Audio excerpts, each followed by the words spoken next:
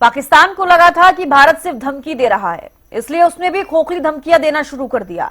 लेकिन जैसे ही पीएम मोदी का बयान आया और फिर एक्शन पर एक्शन हुए तो पाकिस्तान ने अपने कदम पीछे खींच लिए। धमकी देते देते पाकिस्तान अब भारत से पहलगाम आतंकी हमले की जांच करने की गुहार लगा रहा है।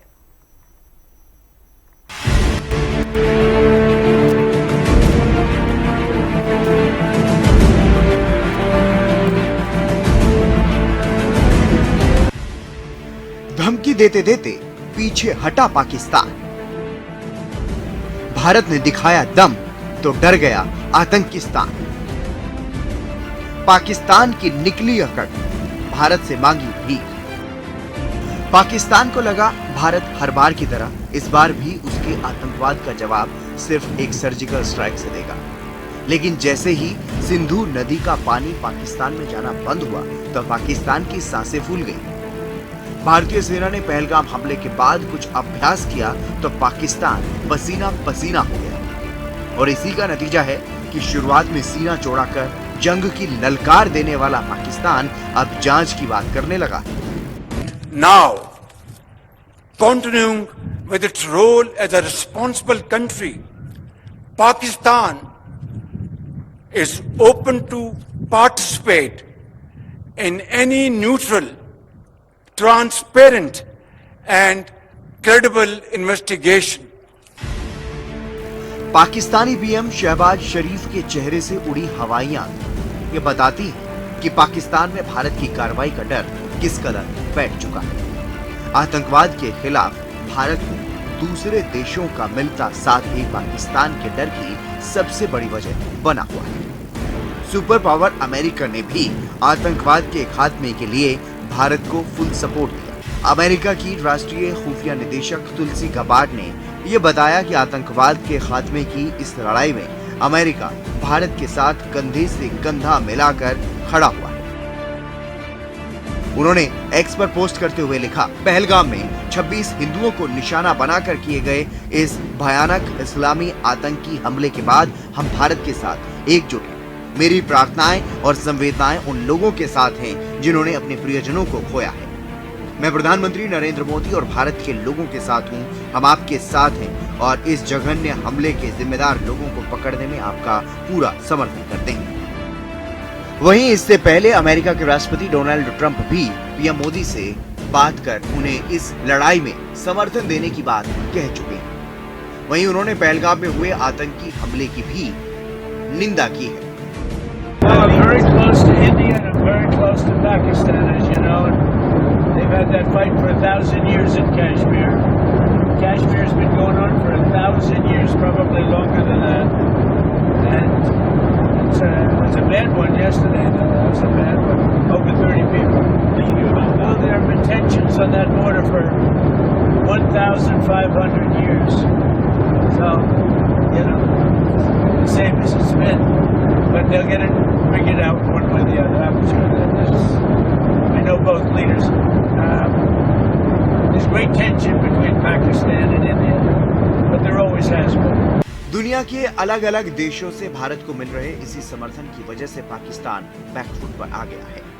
पाकिस्तान को ये समझ आ चुका है कि उसके आतंकवाद की फैक्ट्री को नष्ट करने के लिए भारत के साथ वर्ल्ड की सुपर पावर खड़ी है और इसीलिए धमकी देने वाले शहबाज शरीफ अब खुद को बेगुनाह बताकर जांच की मांग करने की रट लगाए हुए हैं। साथ ही पाकिस्तान भारत से ये उम्मीद कर रहा है कि भारत उस पर कोई एक्शन भी ना ले। लेकिन जब भारत ने उसका पानी रोका तो पाकिस्तान के नेता भारत का ही खून बहाने की बात दोहराने लगे, जिस पर अब भारत ने भी बड़ा पलटवार किया। भारत के कानून मंत्री ने साफ शब्दों में यह कह दिया है कि देश में ऐसा माहौल है कि रक्त और पानी एक साथ नहीं बह सकते। देखिए, आतंकवाद का सफाया होना चाहिए। इस दिशा में प्रधानमंत्री नरेंद्र मोदी जी ने पटना से आह्वान किया है आपको सबको।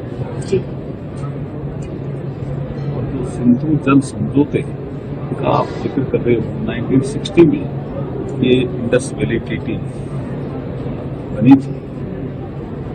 अब देश में एक वातावरण बना है कि रक्त और पानी दोनों साथ साथ नहीं दे सकते।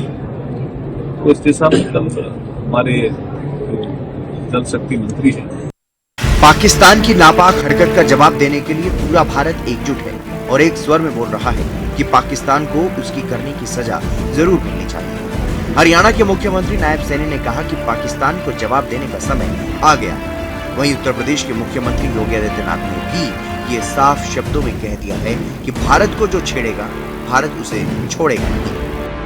सभ्य समाज में आतंकवाद के लिए कोई जगह नहीं हो सकती, अराजकता के लिए कोई जगह नहीं हो सकती।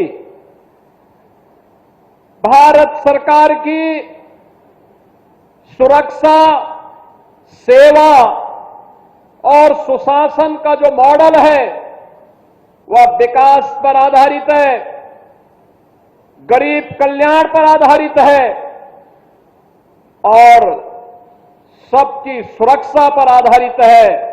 लेकिन अगर कोई सुरक्षा में सेंध लगाने का दुस्साहस करेगा तो उसके लिए जीरो टॉलरेंस की नीति के तहत उसको जिस भाषा में समझेगा उस भाषा में उसका जवाब देने के लिए आज ये नया भारत तैयार है। प्रधानमंत्री मोदी जी के नेतृत्व में ये नया भारत किसी को छेड़ता नहीं, लेकिन अगर किसी ने छेड़ा है तब उसको छोड़ेगा भी नहीं। कल ही ये आदेश किए थे, मैंने अधिकारियों को बुला करके कहा 24 घंटे का समय दिया है, अगर कोई पाकिस्तानी वीजा लेकर के भी मेरी स्टेट के अंदर है उसको पकड़ करके पाकिस्तान छोड़ने का काम करें, मेरी स्टेट के अंदर ना रहे, यहां ना रहे। हमने ये स्पष्ट आदेश अधिकारियों को दिए हैं और उसको फॉलो कर रहा हूं मैं, क्योंकि ऐसे लोगों का यहां स्थान नहीं है। उनको सबक सिखाने का ये समय आ गया है, अब उनको बख्शने का कोई सवाल ही नहीं है। और ये फैक्ट है, केवल भारत ही नहीं सारा हिंदुस्तान जानता है कि ये आतंकवाद की फैक्ट्री है और इन्होंने जगह जगह पर उनके अड्डे बना के दिए हुए हैं। तो वो धेड़ेंगे जहां तक हमारा बस चलेगा, लेकिन अब हम पाकिस्तान का आतंकवाद वाला जो स्कूल है उसको पूरी तरह से तहस नहस कर देंगे। ये है कि जैसे मर्जी सोच लो,